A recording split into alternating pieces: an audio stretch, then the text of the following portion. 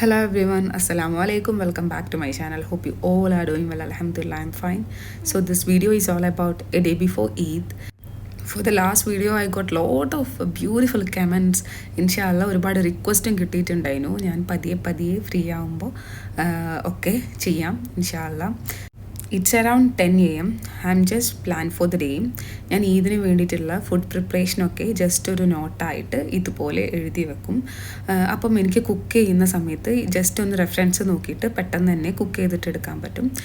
And last വീഡിയോയിൽ ഒരു subscriber എന്നോട് മോൻ്റെ ഹൈ ചെയറിനെ പറ്റി ചോദിച്ചിട്ടുണ്ടായിരുന്നു. It's from IKEA. മോൻ 6 months മുതലേ ഇത് തന്നെയാണ് ഇരിക്കുന്നത്. I think it's around 90 AD. Currently മോൻ അത് തന്നെയാണ് ഫുഡ് കഴിക്കാൻ യൂസ് ചെയ്യുന്നതും. It helps me a lot because അതിലിരിക്കുന്ന സമയത്ത് ബെൽറ്റ് ഉള്ളത് കൊണ്ട് പെട്ടെന്ന് തന്നെ പുറത്തേക്ക് വീണ് പോകാനോ അങ്ങനെയൊന്നും ചാൻസ് ഇല്ല. മുന്നേ നല്ല ചെറുതായിരിക്കുന്ന സമയത്ത് ഞാൻ നിസ്കരിക്കുന്ന സമയത്തൊക്കെ അതിലിരുത്തിയിട്ട് കരഞ്ഞാലും കുഴപ്പമില്ലല്ലോ, വീണ് പോകാണ്ടിരിക്കുക എന്നുള്ളതാണ് മോസ്റ്റ് ഇമ്പോർട്ടൻ്റ് ആയിട്ടുള്ള ഒരു കാര്യം എന്നെ സംബന്ധിച്ച്. സോ ഞാൻ അതിന് വേണ്ടിയിട്ടൊക്കെ കൂടുതൽ യൂസ് ചെയ്യുമായിരുന്നു ആ സമയത്ത്. പക്ഷേ മോൻ അതിലിരുന്ന് ശീലമായതുകൊണ്ട് ഇപ്പോഴും ഫുഡ് കഴിക്കാൻ ഹൈ ചെയർ തന്നെയാണ് യൂസ് ചെയ്യുന്നത്. So it's really good. നിങ്ങൾക്ക് വേണമെങ്കിൽ ഐക്കിയ വെബ്സൈറ്റിൽ പോയിട്ട് ചെക്ക് ചെയ്താൽ ഡിഫറെൻറ്റ് കളേഴ്സിൽ അവൈലബിൾ ആണ്. White, pink and blue. I think ഞങ്ങൾ ബ്ലൂ ആണ് സെലക്ട് ചെയ്തത്. And yeah, so let's get into the video. I'm just starting from sweet. Previous ഇതിന് ഞാൻ ഒരു ഡേറ്റ്സിൻ്റെ സ്വീറ്റ് ആയിട്ടുള്ളൊരു ഐറ്റം ആയിരുന്നു ഉണ്ടാക്കിയത്. ഇത്തവണ കുറച്ച് ഡിഫറെൻ്റ് ആയിട്ട് ഒരു സ്നാക്ക് ഉണ്ടാക്കാമെന്ന് വിചാരിച്ചു. Sweety snack. കാക്കൻ്റെ നാട്ടിൽ ഭയങ്കര ഫേമസ് ആയിട്ടുള്ള ഒരു സ്നാക്കാണിത്. ഇതിന് മടക്ക് എന്നാണ് പറയുക നമ്മളെ നാട്ടിൽ. കാക്കൻ്റെ നാട്ടിൽ എന്താ പറയലെന്ന് എനിക്ക് പ്രോപ്പർ നെയിം അറിഞ്ഞുകൂടാ.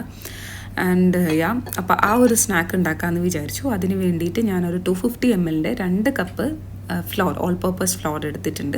അതിലേക്ക് ആവശ്യത്തിന് കളറിന് വേണ്ടിയിട്ട് കൂടുതൽ ആൾക്കാരും യെല്ലോ കളറാണ് യൂസ് ചെയ്യുന്നത്. ബട്ട് എനിക്ക് തോന്നുന്നു മോനൊക്കെ കഴിക്കുന്നതുകൊണ്ട് കുറച്ചുകൂടി ഹെൽത്തി ആയിട്ടുള്ളത് നമ്മളുടെ ടേമറിക് തന്നെയാണ്. സോ ഞാൻ ടേമറിക്കും ആവശ്യത്തിന് സോൾട്ടും പിന്നെ ഇത് നമ്മളുടെ കരിഞ്ജീരകം അതുകൂടി ആഡ് ചെയ്യുന്നുണ്ട്. ഇത് ഓപ്ഷണലാണ്, നിങ്ങൾക്ക് വേണമെങ്കിൽ മാത്രം ആഡ് ചെയ്താൽ മതി. ഈ കരിഞ്ജീരകം കൂടി ഉണ്ടാകുമ്പം ആ സ്നാക്ക് കാണാൻ ഒരു പ്രത്യേക ഭംഗിയാണ്, ഒരു ലൈറ്റ് ഡിഫറെൻറ്റ് ടേസ്റ്റ് കൂടിയാണ്.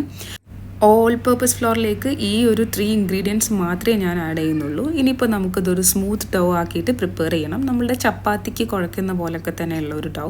ഒത്തിരി ഹാർഡ് ആവരുത് എന്നാൽ ഒത്തിരി സ്മൂത്തും ആവരുത്.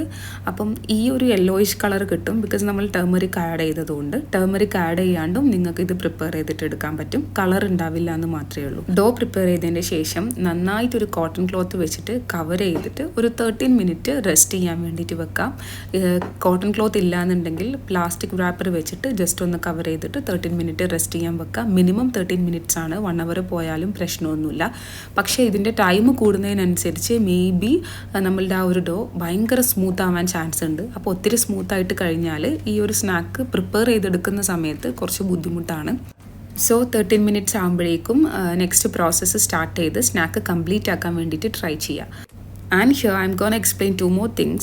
പ്രീവിയസ് വ്ളോഗിൽ ഈ ഒരു പ്ലാസ്റ്റിക് കണ്ടെയ്നർ ചോദിച്ചിട്ടുണ്ടായിരുന്നു ഏതോ ഒരു subscriber. So I bought it from IKEA. I think last 2 months back. So it's very good. നല്ല പ്ലാസ്റ്റിക് ആണ്. It's really good and it's around 18 AED. ടോപ്പിന് 4 AED. സോ ടോട്ടൽ 22 AED അവരുടെ ഐക്കിയ സൈറ്റിൽ available ആണ്. Description ബോക്സിൽ ഞാൻ link കൊടുക്കാം. നിങ്ങൾക്ക് ആർക്കെങ്കിലും വേണമെങ്കിൽ just go and check it out. And 13 മിനിറ്റ്സിൽ നമ്മളുടെ ഡോ നല്ല പെർഫെക്റ്റ് ആയിട്ട് വന്നിട്ടുണ്ട്. ഇനി നമുക്ക് ഈ ഡോ സെപ്പറേറ്റ് ചെയ്ത് ഒന്നുകൂടി മിക്സ് ചെയ്ത് സെപ്പറേറ്റ് ചെയ്തിട്ട് എടുക്കണം. അപ്പോൾ അതിന് വേണ്ടിയിട്ട് നമ്മളുടെ നോർമൽ ചപ്പാത്തി പരത്തുന്ന ഒരു പലക എടുത്തിട്ടുണ്ട്. നിങ്ങൾക്ക് വേണമെങ്കിൽ കൗണ്ടർ ടോപ്പിൽ ഇട്ടിട്ട് ചെയ്യാം. ഒരു 5 മിനിറ്റ്സ് കൂടി ഡോ നന്നായിട്ടൊന്ന് മിക്സ് ചെയ്തിട്ട് എടുക്കുക. എന്നിട്ട് ഞാൻ ഇതുപോലെ സെപ്പറേറ്റ് ആക്കി കൊടുക്കുന്നുണ്ട്. ഇനി നമ്മൾ ചപ്പാത്തിക്ക് പരത്തുന്ന പോലെ തന്നെ സെപ്പറേറ്റ് ഉരുളകളാക്കിയിട്ട് എടുക്കാൻ വേണ്ടിയിട്ട് ഞാൻ ഇതുപോലെ കട്ട് ചെയ്യുന്നുണ്ട്. ഇതൊക്കെ ഈസി പ്രോസസ്സിന് വേണ്ടിയിട്ടാണ്. നിങ്ങൾക്ക് വേണമെങ്കിൽ നിങ്ങൾക്ക് ഇഷ്ടമുള്ള പോലെ ചെയ്യാം. നിങ്ങൾക്ക് ഇഷ്ടമുള്ള ഏത് മെത്തേഡും നിങ്ങൾക്ക് എടുക്കാം. മെത്തേഡ് ഏത് ടേക്ക് ചെയ്താലും ലാസ്റ്റ് ഔട്ട്പുട്ട് നല്ലതായാൽ മതി. I M always following that. ഞാൻ ഈ ഒരു സ്നാക്ക് യൂട്യൂബിൽ സെർച്ച് ചെയ്തിട്ട് കണ്ടുപിടിച്ചതാണ്. ഞാനൊരു 5 to 10 മോർ വീഡിയോസ് കണ്ടിട്ടുണ്ടാവും ഈ ഒരു സ്നാക്ക് പ്രിപ്പയർ ചെയ്യാൻ വേണ്ടിയിട്ട്. അതിൽ എനിക്ക് ഈസി ആയിട്ട് തോന്നിയ ഒരു മെത്തേഡിൽ ഞാൻ പ്രിപ്പയർ ചെയ്തിട്ട് എടുക്കുന്നതാണ്. Recipe is completely perfect. ഈ സ്നാക്ക് ഉണ്ടാക്കി കഴിഞ്ഞാൽ നിങ്ങൾക്ക് മനസ്സിലാവും. സോ നമുക്ക് ഇനിയിപ്പോൾ ചപ്പാത്തി പരത്തുന്ന പോലെ ഇതൊന്ന് പരത്തിയെടുക്കണം. അപ്പോൾ അത് സ്റ്റിക്കായി പോകാണ്ടിരിക്കാൻ വേണ്ടിയിട്ട് നമുക്ക് കുറച്ച് അരിപ്പൊടി എടുത്തിട്ട് വൈറ്റ് റൈസ് പൗഡർ എടുത്തിട്ട് നന്നായിട്ടൊന്ന് സ്പ്രെഡ് ചെയ്ത് കൊടുക്കാം. കൗണ്ടർ ടോപ്പിൽ വെച്ചിട്ട് പരത്താൻ പറ്റുകയാണെന്നുണ്ടെങ്കിൽ that is more better. Because അത്യാവശ്യം നല്ല സ്പേസ് ഉണ്ടാകുമ്പം നിങ്ങൾക്ക് നല്ല കംഫർട്ടബിളായിട്ട് ചെയ്തെടുക്കാൻ വേണ്ടിയിട്ട് പറ്റും. കൗണ്ടർ ടോപ്പ് മസ്റ്റാണ്. അത്യാവശ്യം നല്ല സ്പേഷ്യസ് ആയിട്ടുള്ളൊരു സ്ഥലത്താണ് ഈ ഒരു സ്നാക്ക് ഉണ്ടാക്കാൻ കുറച്ചുകൂടി ഈസി. ഇതുപോലെ പരത്തി അട്ടിക്ക് ഇടുമ്പോൾ പ്രത്യേകം ശ്രദ്ധിക്കുക, പരസ്പരം ഒട്ടിപ്പോകാണ്ടിരിക്കാൻ വേണ്ടിയിട്ട്. ഓരോ പത്തിരിൻ്റെ ഇടയിലും നിങ്ങൾക്ക് വേണമെങ്കിൽ വൈറ്റ് റൈസ് പൗഡറോ അല്ലെങ്കിൽ ഫ്ലോർ പൗഡറോ ജസ്റ്റ് ഒന്ന് സ്പ്രെഡ് ചെയ്തിട്ട് കൊടുക്കുക, ഒട്ടിപ്പിടിക്കാണ്ടിരിക്കാൻ. അതുമല്ല എന്നുണ്ടെങ്കിൽ നിങ്ങൾക്ക് ഗീ സ്പ്രെഡ് ചെയ്തിട്ട് ഡയറക്റ്റ് ഒരു മെത്തേഡ് ഫോളോ ചെയ്തിട്ട് ഇത് പ്രിപ്പയർ ചെയ്തിട്ട് എടുക്കാൻ വേണ്ടിയിട്ട് പറ്റും. ഞാൻ ഫസ്റ്റ് ടൈം ആയതുകൊണ്ട് എനിക്ക് കുറച്ച് ടൈം അധികം എടുത്തിട്ടുണ്ടായിരുന്നു. It's completely fine for me because output നല്ലതാവാൻ ഞാൻ എത്ര റിസ്ക് എടുക്കാൻ വേണ്ടിയിട്ട് റെഡി ആയിരുന്നു. ആൻഡ് ഇനി എന്താ ചെയ്യേണ്ടതെന്ന് വെച്ചാൽ ഇതുപോലെ നമുക്ക് ഓരോ പത്തിരിൻ്റെ ഉള്ളിലും ഓയിലോ അല്ലെങ്കിൽ ഗീയോ സ്പ്രെഡ് ചെയ്തിട്ട് കൊടുക്കുക. ഞാൻ ഗീ ആണ് സ്പ്രെഡ് ചെയ്യുന്നത്. ഗീ സ്പ്രെഡ് ചെയ്യുമ്പം ഈ സ്നാക്കിന് പ്രത്യേക ടേസ്റ്റ് ഉണ്ടായിരിക്കും, നല്ലൊരു ഗീൻ്റെ സ്മെല്ലും ഉണ്ടാവും.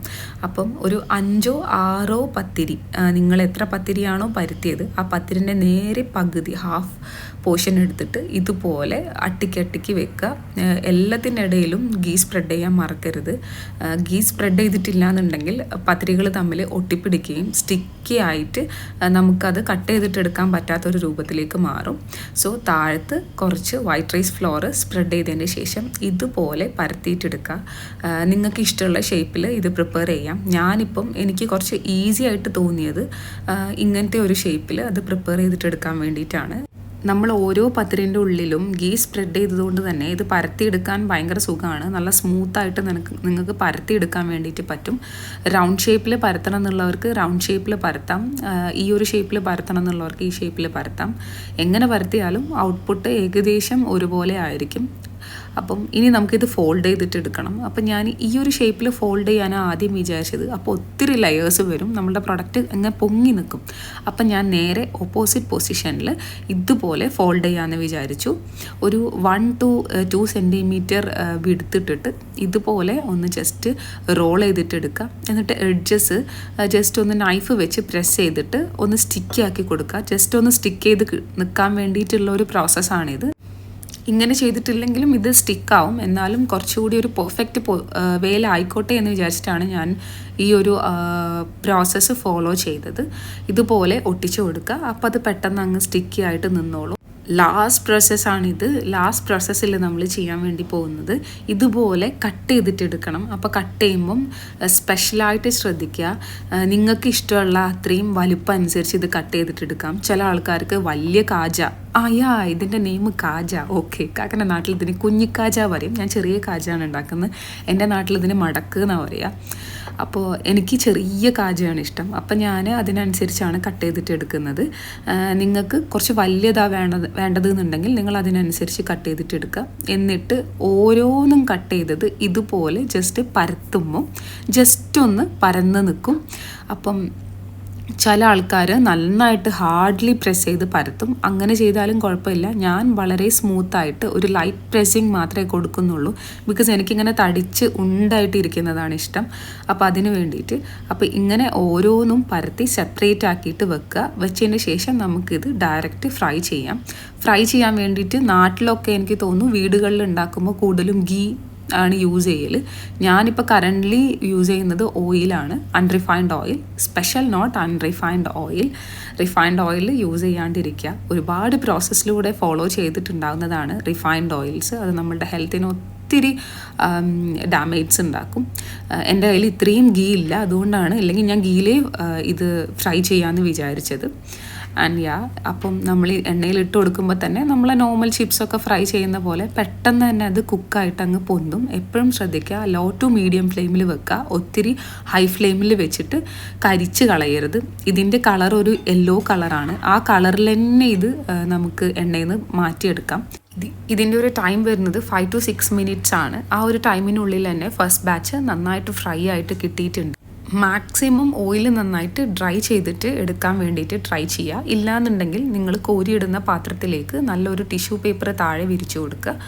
എക്സസ് ഓയിൽസ് ഉണ്ടെന്നുണ്ടെങ്കിൽ ആ ടിഷ്യൂ പേപ്പർ അത് എടുത്തോളും.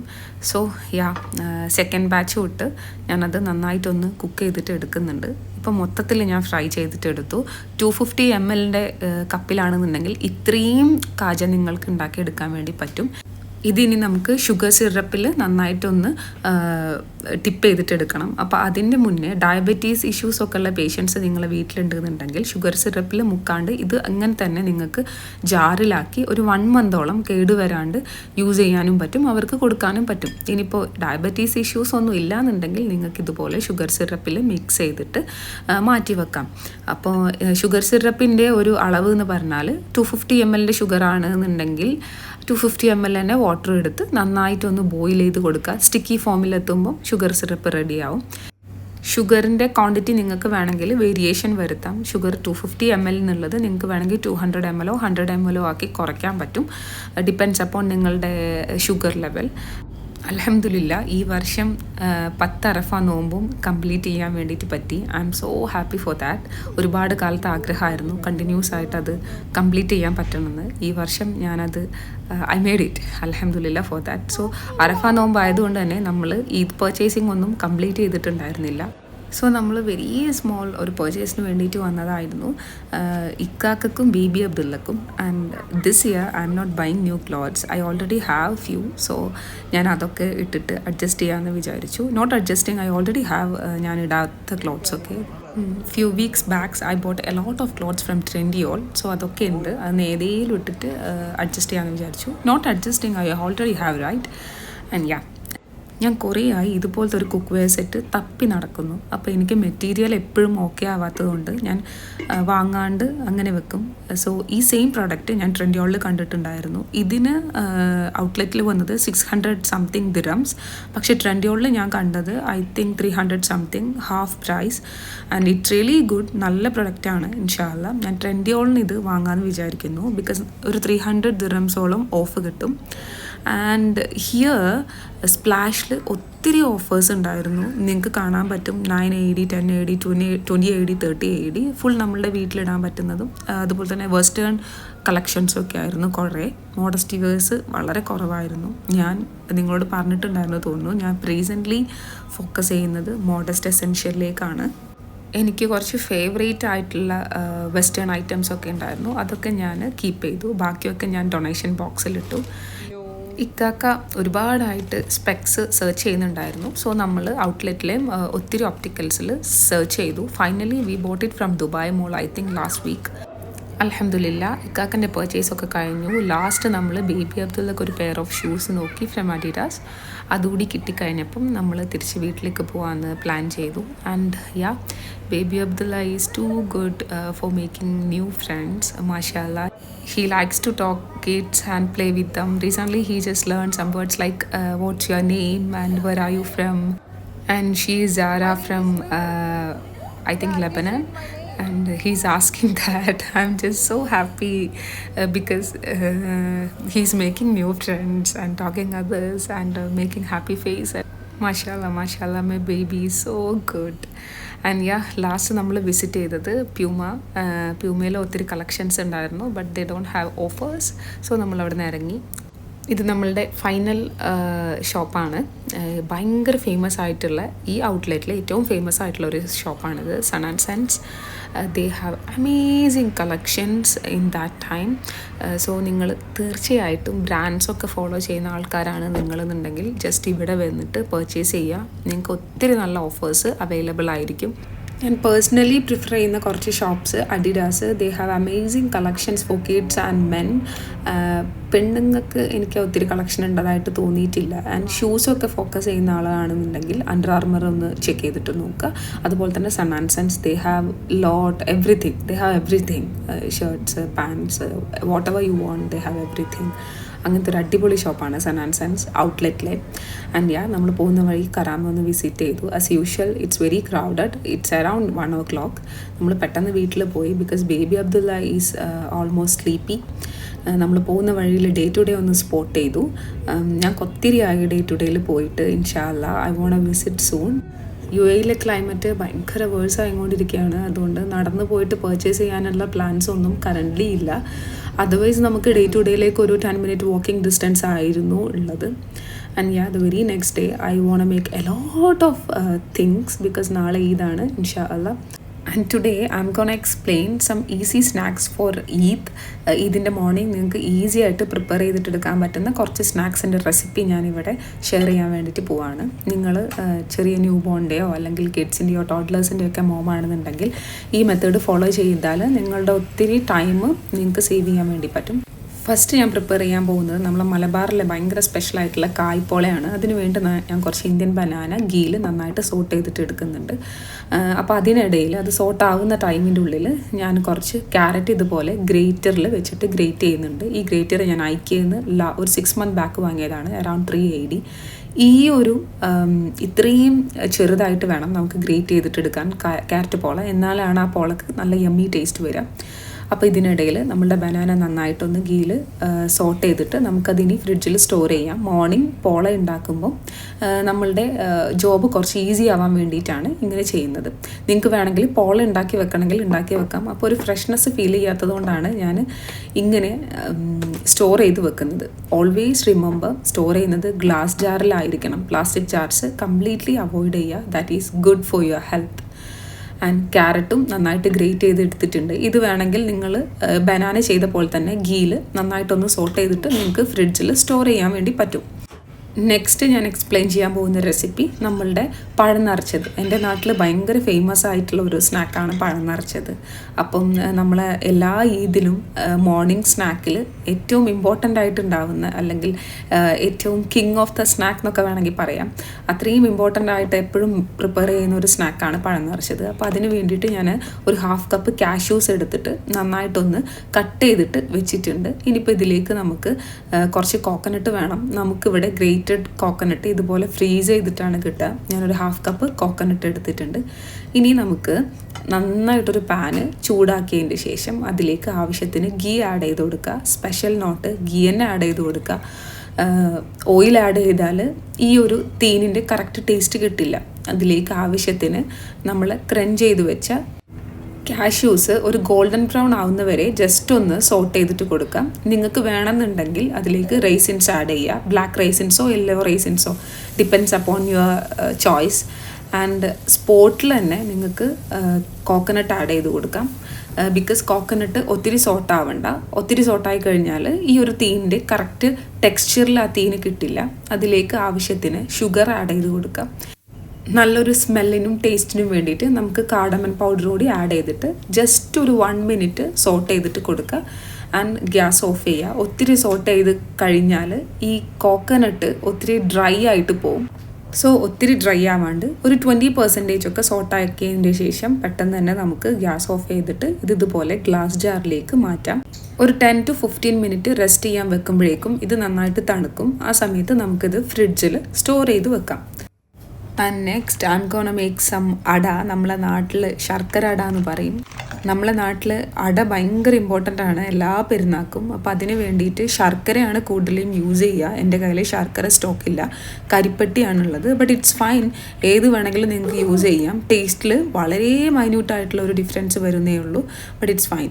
ആൻഡ് അത് ഞാൻ ചെറുതായിട്ടൊന്ന് ഇതുപോലെ ക്രഞ്ച് ചെയ്തിട്ട് അതിലേക്കൊരു 1/2 കപ്പ് വാട്ടർ ഒഴിച്ചിട്ട് നന്നായിട്ടൊന്ന് മിക്സ് ചെയ്തിട്ട് ബോയിൽ ചെയ്യാൻ വേണ്ടിയിട്ട് വെക്കുന്നുണ്ട്. Why you are smiling? അപ്പോൾ ഇനിയിപ്പം നമുക്കിതൊരു 10 മിനിറ്റ്സ് കുക്ക് ചെയ്യാൻ വെക്കുമ്പോഴേക്കും നന്നായിട്ട് കട്ടയൊക്കെ ഉണങ്ങിയിട്ട് നല്ല സ്മൂത്തായിട്ടുള്ള ഒരു ബാറ്റർ കിട്ടും. ഈ ഒരു സമയത്ത് നമുക്ക് ഗ്യാസ് ഓഫ് ചെയ്തിട്ട് ഇത് മാറ്റി വെക്കാം. ഒത്തിരി നേരം നമ്മൾ ഇത് ബോയിൽ ചെയ്യിപ്പിച്ചാൽ മേ ബി അത് സ്റ്റിക്കി ഫോം ആവാൻ ചാൻസ് ഉണ്ട്. അപ്പം അട ഉണ്ടാക്കാൻ വേണ്ടിയിട്ട് ആദ്യം ഗീയിലേക്ക് നമുക്ക് കുറച്ച് കാഷ്യൂസും റൈസിൻസും ഇട്ട് സോട്ട് ചെയ്തിട്ട് കൊടുക്കുക. ഇനി ആവശ്യത്തിന് കോക്കനട്ട് ആഡ് ചെയ്തിട്ട് നമുക്ക് നന്നായിട്ടൊന്ന് സോട്ട് ചെയ്തിട്ട് കൊടുക്കുക. കോക്കനട്ട് ഡ്രൈ ആയി പോകാണ്ടിരിക്കാൻ പ്രത്യേകം ശ്രദ്ധിക്കുക. ലോ ടു മീഡിയം ഫ്ലെയിമിൽ ഗ്യാസ് കീപ്പ് ചെയ്യുക. ആൻഡ് ആവശ്യത്തിന് കാർഡമൻ കൂടി ആഡ് ചെയ്തിട്ട് നന്നായിട്ടൊന്ന് മിക്സ് ചെയ്തിട്ട് കൊടുക്കുക. ഇനി നമുക്ക് ഇതിലേക്ക് നമ്മൾ നേരത്തെ ബോയിൽ ചെയ്ത് വെച്ച നമ്മളുടെ ശർക്കര പാനി നന്നായിട്ട് ഇതിലേക്ക് ഒഴിച്ചു കൊടുക്കുക. നിങ്ങളുടെ കോക്കനട്ടിൻ്റെ ക്വാണ്ടിറ്റി അനുസരിച്ചാണ് ഒഴിച്ചു കൊടുക്കേണ്ടത്. ഞാനൊരു 1/2 കപ്പ് കോക്കനട്ടിന് 1/2 കപ്പ് ജാഗിരിയാണ് എടുത്തത്. എന്നിട്ട് ജസ്റ്റ് ഒന്ന് സോട്ട് ചെയ്തിട്ട് എടുക്കുക. സോട്ട് ചെയ്യുന്ന സമയത്ത് ഗ്യാസ് ലോ ഫ്ലെയിമിൽ കീപ്പ് ചെയ്യുക. ഒരു 1 to 2 മിനിറ്റ് നന്നായിട്ട് സോട്ട് ചെയ്തതിന് ശേഷം ലാസ്റ്റ് ക്യുമിൻ പൗഡർ ആഡ് ചെയ്യുക. ഗ്യാസ് ഓഫ് ചെയ്യുക സ്പോട്ടിൽ. ക്യുമിൻ പൗഡർ ഇല്ലാന്നുണ്ടെങ്കിൽ നിങ്ങൾക്ക് ഒരു പിഞ്ച് ക്യുമിൻ ആണെങ്കിലും ആഡ് ചെയ്ത് കൊടുത്താൽ മതി. നമ്മൾ കുക്ക് ചെയ്ത പോട്ടിൽ നിന്ന് വേറൊരു പോട്ടിലേക്ക് ഈ ഒരു തീന് സെപ്പറേറ്റ് ചെയ്യാൻ വേണ്ടിയിട്ട് ട്രൈ ചെയ്യുക. കുക്ക് ചെയ്ത സെയിം പോട്ടിലാണ് നമ്മൾ ഈ ഒരു തീന് കീപ്പ് ചെയ്യുന്നുണ്ടെങ്കിൽ ആ കുക്ക് ചെയ്ത പോട്ടിൻ്റെ ഹോട്ട് പിന്നെയും ഈ തീനിലേക്ക് കയറി കോക്കനട്ട് ഡ്രൈ ആയിട്ട് വരാൻ ചാൻസ് കൂടുതലാണ്. സോ ഞാനതൊരു ബൗളിലേക്ക് മാറ്റി ഇതുപോലെ ഫോയിൽ വെച്ച് നന്നായിട്ടൊന്ന് കവർ ചെയ്ത് കൊടുത്തു. ഇതിന് പ്രത്യേകം യൂസ് ചെയ്യുന്ന ഒരു ഇലയുണ്ട്. അത് എൻ്റെ നാട്ടിൽ എല്ലാ വീടുകളിലും ഉണ്ടാവും, പക്ഷേ ഇവിടെ നമുക്കത് അവൈലബിൾ അല്ല. അതുകൊണ്ട് നമ്മളുടെ വാഴൻ്റെ ഇലയിൽ പരത്തിയെടുക്കാമെന്നാണ് ഞാൻ വിചാരിക്കുന്നത്. എൻ്റെ നെയ്ബറിലെ ഒരു താത്ത നാട്ടിൽ നിന്ന് കൊണ്ടുവന്ന വാഴൻ്റെ ഇല എനിക്ക് തന്നിട്ടുണ്ടായിരുന്നു. അപ്പം ഞാൻ ഓരോ പ്രാവശ്യം ഉണ്ടാക്കുമ്പോഴും അത് കഴുകി ക്ലീൻ ചെയ്ത് ഹോട്ട് വാട്ടറിൽ നന്നായിട്ട് വൈപ്പ് ചെയ്തെടുത്തതിൻ്റെ ശേഷം യൂസ് ചെയ്യുകയാണ് ചെയ്യാറ്. എന്നിട്ട് പിന്നെയും ഫ്രിഡ്ജിൽ സ്റ്റോർ ചെയ്തിട്ട് വെക്കും. ഓക്കെ, അപ്പോൾ അതിനിടയിൽ ഞാൻ നാളെ മോർണിംഗ് പഴം നിറച്ചതിന് വേണ്ടിയിട്ടുള്ള പഴം കൂടി ഒന്ന് ജസ്റ്റ് ഫ്രൈ ചെയ്ത് വെക്കുന്നുണ്ട്. മോർണിംഗിലെ കാര്യങ്ങളൊക്കെ അൺപ്രഡിക്റ്റബിളാണ്. മോന് നേരത്തെ എണീറ്റാൽ എല്ലാ കാര്യങ്ങളും ആകെ കുഴഞ്ഞു മറിയും. അതുകൊണ്ട് ഞാൻ മാക്സിമം എത്രത്തോളം എനിക്ക് പ്രിപ്പറേഷനിൽ പറ്റുന്നോ അതൊക്കെ ഞാൻ ഉണ്ടാക്കി വെക്കാറാണ് പതിവ്. അപ്പോൾ ഇത്തവണയും ഞാൻ അങ്ങനെ തന്നെയാണ് ചെയ്യുന്നത്.